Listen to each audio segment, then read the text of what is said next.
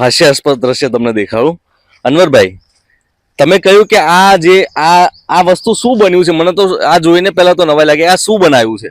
આ એક તળાવમાં જવા માટેનું એક ખડિયાટ બનાવેલું છે. આજે 6 મહિના પહેલા આ ખડિયાટ 6 મહિના પહેલા બનાવ્યું છે. અને આના માટે ખર્ચ કેટલો કરવામાં આવ્યો? આ 3.5 લાખ રૂપિયાના ખર્ચે બનાવેલું છે અને આજે આ તૂટેલી હાલતમાં છે.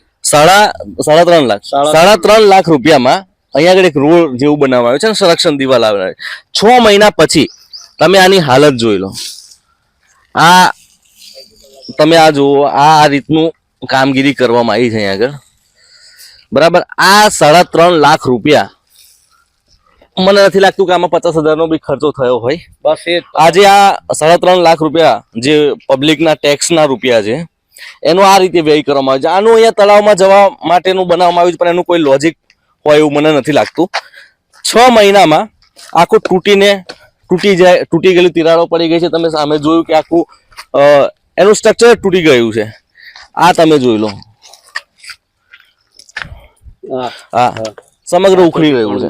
આ 3.5 લાખ રૂપિયા જે કોન્ટ્રાક્ટરને મળ્યા છે, બની શકે એ કોન્ટ્રાક્ટર ભાજપને અને સત્તાધારી પક્ષને કદાચ ઇલેક્ટોરલ બોન્ડ્સ આપ્યા હોય એટલા માટે આ બની શકે કે એમને કોન્ટ્રાક્ટ મળ્યો હોય અને એના માટે જ એમની આટલી શું કહેવાય, આટલી ગેરરીતિઓ દેખીતી આંખે